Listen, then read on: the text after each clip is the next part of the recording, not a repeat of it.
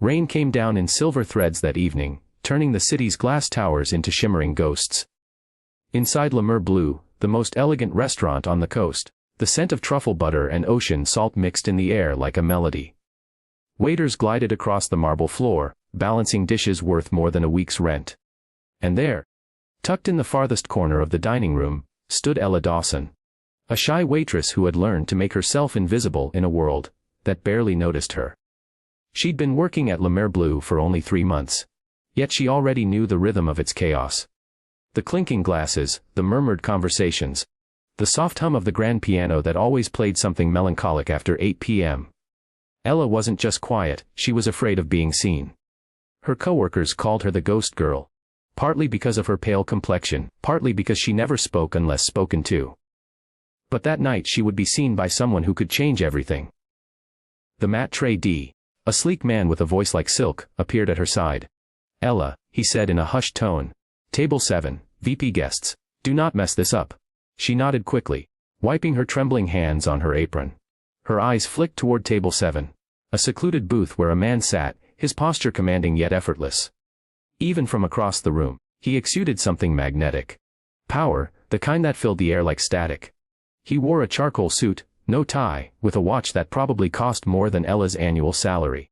That was Liam Sterling, the billionaire everyone whispered about. His family owned half the city's hotels and the other half's newspapers.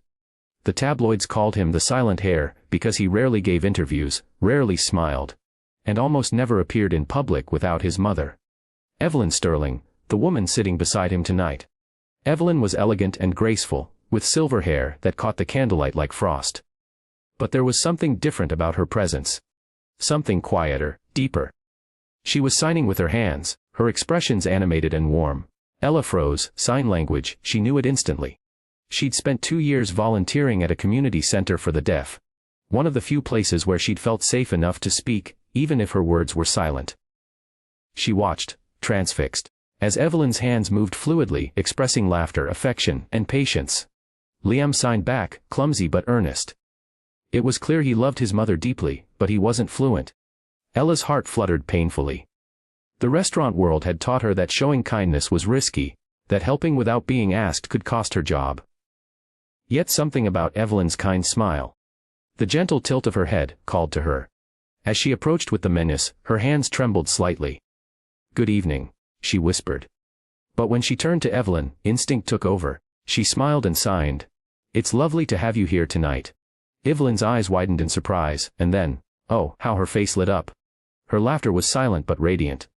She signed back, quickly. "You sign. Beautiful. What's your name?" And Ella's lips parted, and for the first time in weeks, she smiled. Not the polite kind expected of a waitress, but a real one. "Ella," she signed back shyly. Liam looked between them, startled. His dark eyes, cold a moment ago, softened with something like curiosity. "You know sign language?" he asked, his voice low and deep, with the kind of calm authority that could silence a room. "Yes, sir," Ella said softly. "I used to volunteer." Evelyn touched her son's arm and signed rapidly, smiling from ear to ear. Liam sighed, struggling to follow, then turned back to Ella. "She says you're an angel," he murmured. Ella blushed fiercely. "She's too kind." The moment lingered, 3 people in a crowded restaurant suddenly wrapped in a quiet bubble of warmth. But it didn't last. From behind the counter, the maitre d' was watching, his expression thunderous. Waitresses weren't supposed to chat with VIPs. Ella sensed his glare and quickly pulled back, returning to her duties. Yet as she served them through the evening, Evelyn kept drawing her in, asking her questions in sign, laughing at Ella's small jokes, even complimenting her shy demeanor. Liam watched in silence most of the time, though occasionally, his gaze lingered a little too long. There was a mystery behind those eyes, a loneliness that mirrored her own. When the dinner ended, Evelyn grasped Ella's hands in gratitude and signed. "You made tonight special." "Thank you." Ella nodded, trying to hold back tears. "It was my honor," she signed back. But then came the twist. As she cleared the plates, Liam stood abruptly. "Miss Dawson," he said, his tone formal but measured. "My mother doesn't meet many people she connects with. She wants to see you again. Professionally." Ella blinked. "Professionally? She's looking for a personal assistant," he continued.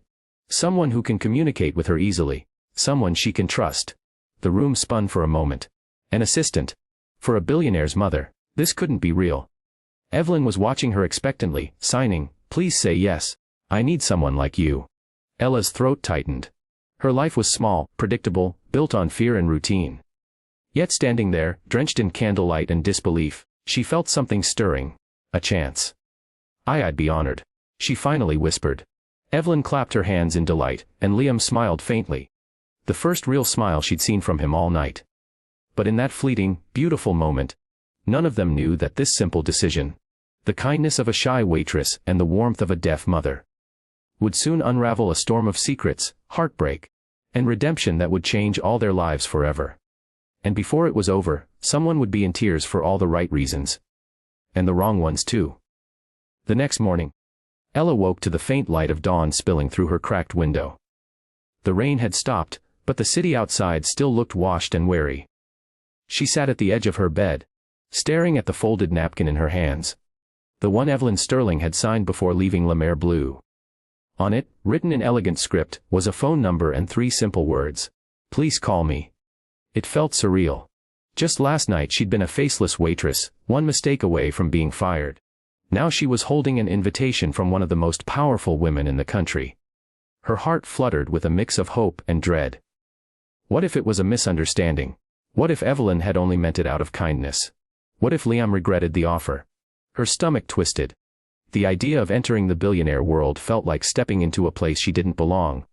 A fragile bird flying into a storm. But beneath that fear was something stronger. Something she hadn't felt in years, a sense of being wanted. By noon, she had convinced herself to call. Her voice trembled as she spoke to the house manager, who answered politely and arranged for her to come that same afternoon. The Sterling estate was nothing like she'd imagined. It wasn't a palace of cold marble but a sprawling coastal mansion bathed in sunlight, surrounded by gardens that smelled of lavender and sea breeze. The main gates opened slowly as her taxi approached, and for a moment, Ella thought she'd wandered into a dream. When she stepped out, a woman in a gray suit greeted her warmly. "Miss Dawson. Sterling is expecting you."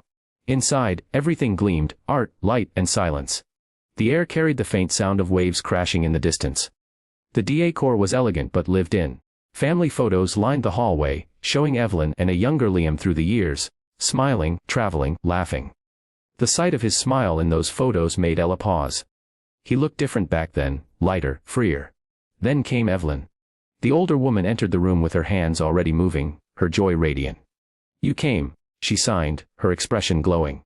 Ella grinned, signing back quickly. "I wouldn't miss this for the world." Evelyn clasped her hands, guiding her toward a window where sunlight danced on the curtains. They spoke for nearly an hour in sign language, laughter flowing freely between them. Evelyn was sharp, witty, and deeply kind. A woman who didn't see people as status or position, but as souls. She asked Ella about her life, her work, her parents, her dreams. Ella hesitated before admitting she didn't have many dreams left. "I just try to get through each day," she signed. Evelyn's expression softened. "Then maybe it's time someone helps you find them again," she replied. It was then that Liam appeared, framed in the doorway. The sunlight caught the edges of his dark hair, his expression unreadable.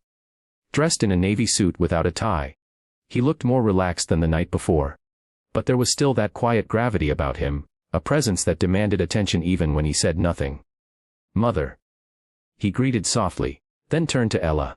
"Miss Dawson, Mr. Sterling," she murmured, straightening instinctively. He gestured toward the sofa. "Please, sit."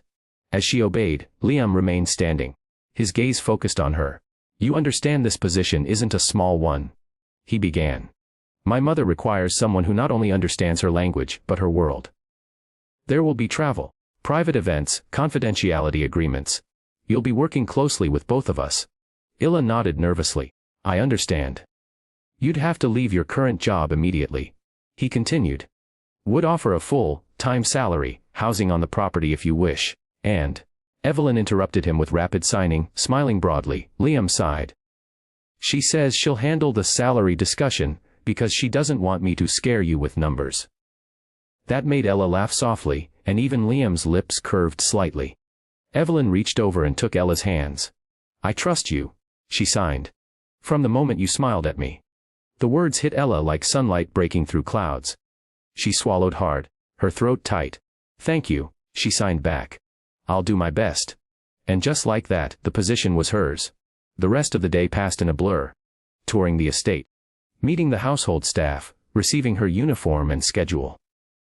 By evening, she had a small room overlooking the sea, and when she stood by the window watching the waves, she couldn't help whispering, "How did this happen?" But her reflection in the glass didn't answer. That night, after dinner, she was invited to sit with Evelyn in the garden. Lanterns glowed softly among the flowers, and the older woman seemed more peaceful than ever.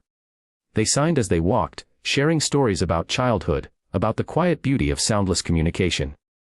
Then Evelyn stopped, her expression turning wistful. "My son, he doesn't let people close," she signed. "He hides behind silence. Not like mine but his own kind." Illa looked toward the house, where Liam's silhouette moved past a window. "He seems kind," she signed hesitantly. Evelyn nodded. "He is, but he carries a wound he won't name." She smiled gently. "Maybe someone gentle enough can help him find his words again." Ella felt a strange ache in her chest. Empathy, maybe, or something deeper she didn't dare name. Later that night, as she prepared for bed, a soft knock came at her door. When she opened it, Liam stood there, holding a folder.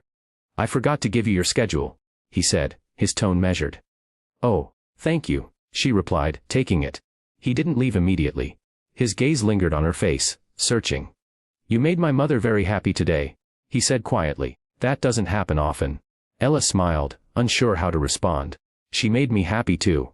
Something softened in his eyes. Something fragile, almost vulnerable. "Good night, Miss Dawson," he murmured before walking away.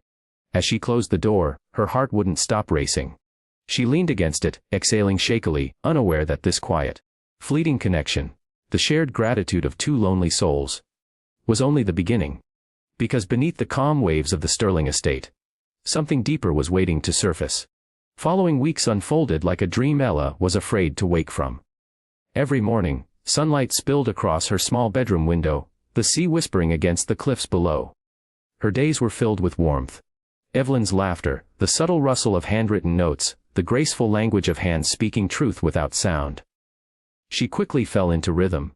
She accompanied Evelyn to charity luncheons, handled correspondence, organized her art collections, and translated for visitors. The older woman adored her.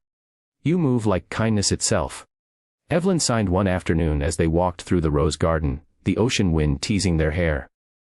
Ella smiled, but part of her still felt like an imposter. She wasn't from this world. The world of vintage chandeliers, quiet coiffures, and delicate porcelain teacups worth more than her entire savings. Every time she caught her reflection in the grand mirrors, she saw the same timid girl who once hid behind the counter at La Mer Bleu. But with Evelyn, that fear faded. And with Liam it became something else entirely. He was there often, though always distant, his focus tethered to his laptop or phone. He spoke with precision, never wasting words. Yet every time Ella entered a room, his eyes followed her, almost unconsciously. It wasn't attraction in the ordinary sense. It was curiosity laced with restraint, as if he saw in her something fragile he couldn't afford to break. One afternoon, while Evelyn napped, Ella found Liam in the library. The golden light of dusk poured through tall windows, spilling over books stacked like ancient towers. He was seated behind a mahogany desk, reviewing papers, his brow furrowed. She hesitated at the doorway. "Mr. Sterling." He glanced up. "Ella," he said, surprising her by using her first name. "Come in." She stepped closer, her pulse quickening. "Your mother asked me to find the catalog for her art exhibit next week." He gestured to a nearby shelf. "Second row, left corner." As she reached up to pull the book, her sleeve brushed against a vase, and it teetered dangerously. She gasped, catching it at the last second, heart racing. Liam rose instantly. "Careful," he murmured, stepping closer, his hand hovering near hers. "I'm so sorry," she stammered. "I didn't mean." "It's fine." His voice softened. "You're not used to expensive clutter, I know." She blinked, half expecting it to be an insult. But there was no malice in his tone, only quiet understanding. He studied her for a moment, then leaned back against the desk, arms folded. "You're different from the people my mother hires." Ella looked down, uncertain. "Different how?" "She trusts too easily," he said. "But with you, it doesn't feel like a mistake." Their eyes met, and for a moment, neither looked away. The silence between them was heavy. Not empty, but full of something unnamed. Then Evelyn's soft footsteps echoed from the hallway, and the spell broke. Liam straightened instantly, his professional mask returning. Later that night, as Ella helped Evelyn prepare for bed, the older woman smiled knowingly. "He spoke to you, didn't he?" she signed, her eyes twinkling. Ella flushed. "A little. Be patient with him." Evelyn replied gently. "He listens more than he admits." The days turned into weeks, and with each passing one, the air between Ella and Liam shifted. Subtle glances during breakfast, quiet exchanges in the garden, accidental brushes of fingers when passing documents. Yet, just as often, he'd retreat, his walls shooting up the moment things felt too real. One evening, a storm swept across the coast.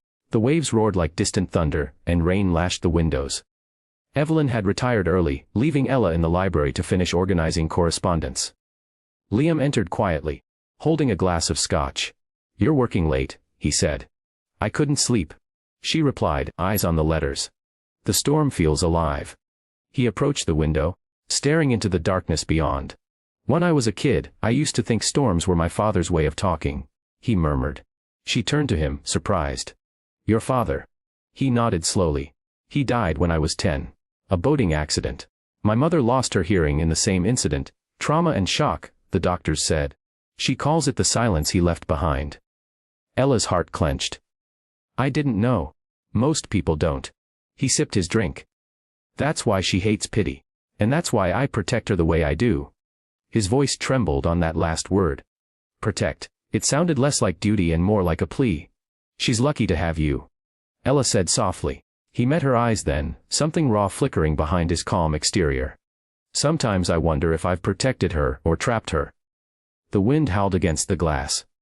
He turned away, shoulders tight, as though afraid to reveal more. Ella took a step closer, her voice barely above a whisper. "You both carry so much alone." Liam looked at her then. Really looked. "And what about you, Ella? Who carries your weight?" The question hit too deep. She swallowed hard. "No one," she said quietly. I learned not to expect that. For a long moment, neither spoke. Then Liam exhaled, setting his glass down. "Go to bed," he said gently. "Before this storm starts talking too loud." But that night, long after she lay awake in her room, she kept hearing his voice. "Who carries your weight?" echoing through her mind like the rhythm of the sea. And though she didn't know it yet, that night marked the beginning of something neither of them could undo. Because beneath the silence, beneath the kindness, and careful boundaries, something was growing. Something that would soon test the meaning of trust, loyalty, and love. And the moment it surfaced, nothing in the Sterling estate would ever be the same again. Morning after the storm, the sea lay still, as if exhausted from its own fury. But inside the Sterling mansion, a quieter storm was brewing, one that no one could see until it began to break. Evelyn was unusually subdued at breakfast, staring out the window with a faint frown. Liam was on his phone, his tone clipped and cold as he handled a business call. Ella poured coffee silently, sensing the tension between them like static in the air. When Liam hung up, Evelyn signed something sharply. Her hands moved fast, agitated. "What's wrong?" Ella asked in sign. "She's angry," Liam said aloud, rubbing his temples. "She read an article. Someone leaked photos from last week's charity gala. The press is saying she's unwell, that I'm hiding her condition." Evelyn signed furiously again, her expression hard. "She says it's lies," Ella translated softly. "And that she won't let people turn her deafness into gossip." Liam's jaw tightened. "Exactly why I keep reporters at a distance." He stood abruptly, pushing his chair back. "I'll fix this." As he stormed out, Evelyn sighed and reached for Ella's hand. "He fights too much," she signed. "Always protecting, never resting." Ella hesitated, then signed back. "He cares deeply for you." "Yes," Evelyn replied sadly. "But he doesn't know how to stop caring. Even when it hurts him." That day, Ella watched as the Sterling household shifted into quiet chaos. Calls from lawyers, statements drafted, security tightened. Yet what struck her most wasn't the power or wealth. It was how small Liam looked under the weight of it all. Late that evening, when the house had settled into uneasy calm, Ella found him alone in the study, the faint glow of the fireplace outlining his profile. Papers lay scattered across the desk, his tie loosened, his expression hollow. "Mr. Sterling," she asked softly. He didn't look up. "If you're here to tell me dinner's ready, I'm not hungry."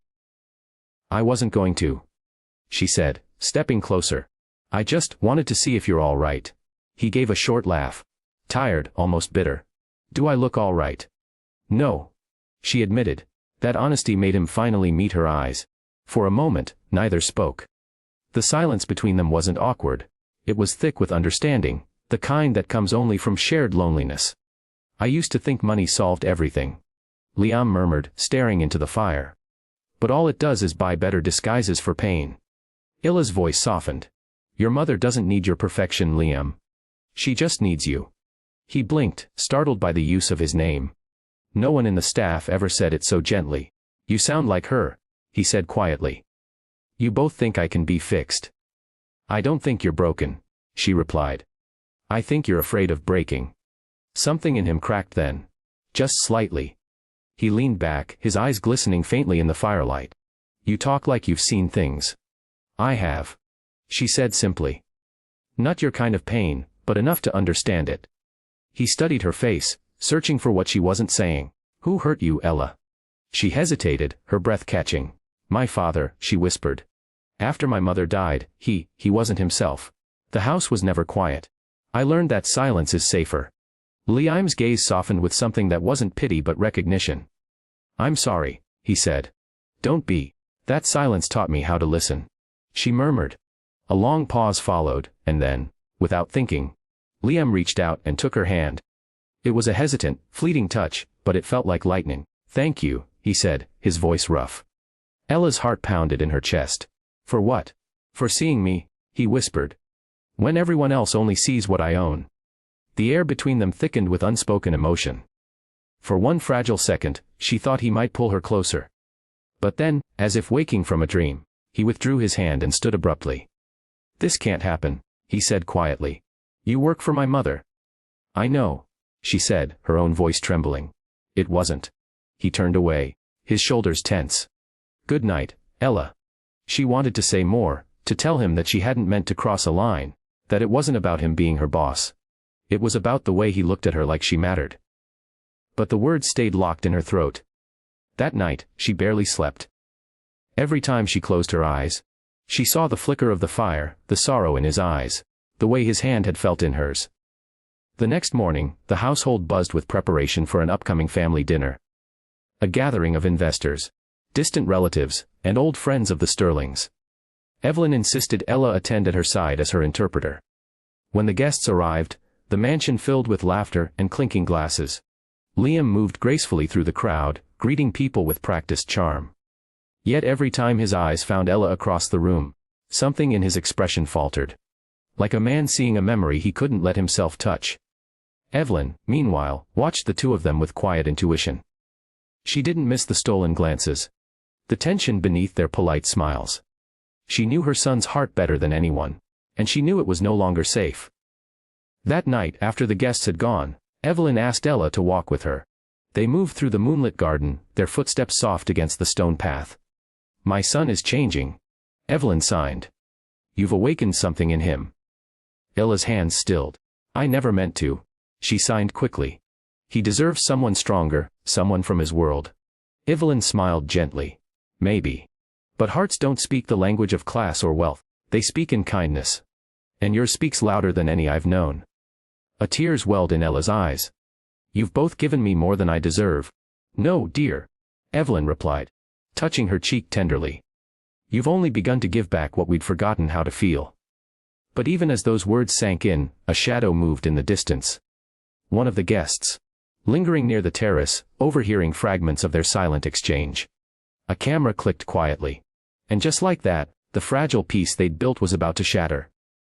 Because by morning, the world would know that the sterling heir was falling for his mother's deaf assistant. And the reaction would leave more than one heart in tears. The next morning broke with a cruel kind of brightness. The kind that made everything look too sharp, too exposed. Ella awoke to a pounding at her door. When she opened it, the house manager stood there, pale and flustered, holding a tablet in his trembling hand. You'd better see this, he said. On the screen, the headline burned like fire. Billionaire's heir and his mother's deaf assistant. Secret affair exposed. Beneath it, grainy photos told a story twisted from truth. One showed Liam and Ella standing close in the library, her hand brushing his. Another captured her and Evelyn signing under the moonlight, the caption suggesting intimate secrecy. And there, at the bottom, a single photo that stole Ella's breath.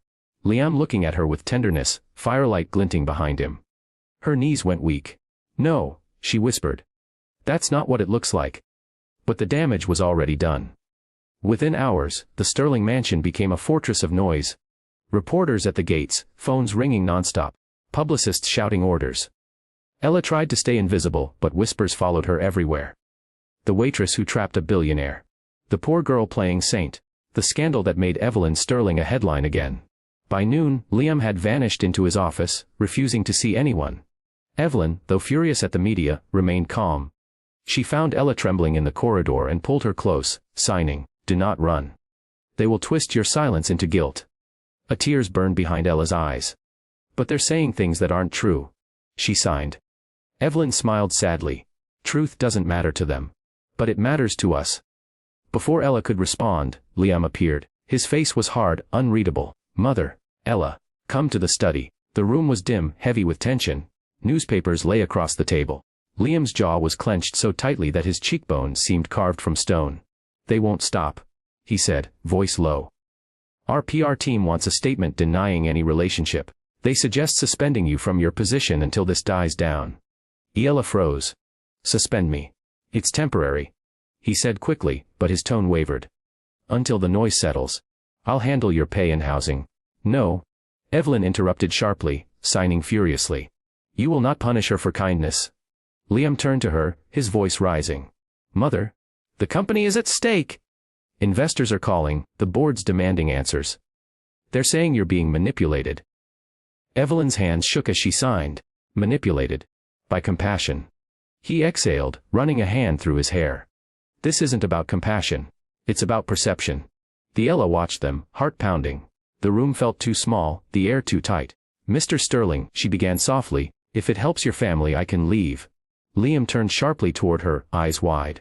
"No. You don't have to." "She does." Came a new voice from the doorway. It was Diana Cole, Liam's business partner and long-time friend. A tall woman with sharp eyes and an aura of power that made everyone step back.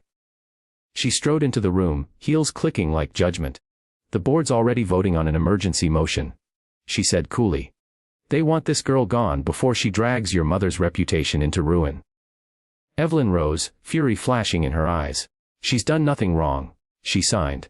Diana crossed her arms. "Public opinion doesn't care about right and wrong, Evelyn. It cares about headlines." Liam slammed his hand on the desk. "Enough, Diana!" But she didn't flinch. "You think protecting her will fix this? You'll lose everything your father built. You're too blind to see what this looks like from the outside." For the first time, Ella saw true fear in Liam's eyes. Not for himself, but for his mother. He turned to her, torn in two. "Ella." She already knew what he was about to say. And she couldn't bear to hear it. "I understand," she said quickly. Her voice trembled, but her gaze was steady. "I'll pack my things." Evelyn shook her head, signing frantically. "No, please." The Ella forced a trembling smile. "It's okay," she signed back. "Sometimes silence is the only way to protect what matters." And with that, she walked out. The rest of the day blurred into motion. Her hands shaking as she folded clothes. Her chest aching with every step down the hall. She passed staff members who looked away in awkward sympathy. Reporters shouting her name through the gates. Cameras flashing like lightning. When she finally stepped into the taxi, the mansion stood behind her like a fading dream. She didn't cry until the city lights swallowed the ocean view completely. Back inside, Liam stood at his office window, watching the rain begin to fall again. Evelyn entered quietly, her hands trembling. "She's gone," she signed. "I know," he whispered. "You let her go." His voice cracked. "I had no choice." Evelyn stared at him with disappointment and sorrow deeper than words. "You always have a choice, my son. But you keep choosing fear." He turned away, unable to meet her eyes. When she left the room, he sank into the chair, the sound of rain echoing the pounding in his heart. For the first time in years, he felt utterly deaf, to reason, to comfort, to everything but the echo of her last words. Sometimes silence is the only way to protect what matters. Meanwhile, across town, Ella sat in her tiny apartment once more, staring at the city beyond her window. The world had moved on, but her heart hadn't. She missed Evelyn's laughter, Liam's quiet intensity. The way the sea had sounded against the cliffs. And as she reached for her phone, her fingers hovered over one unsent message. Just 3 words that could unravel everything again. I miss you. But she never sent it. Because deep down, she believed she was protecting him, from scandal, from chaos and from herself. Yet fate wasn't finished with them. Because sometimes, the things we try to protect end up finding their way back.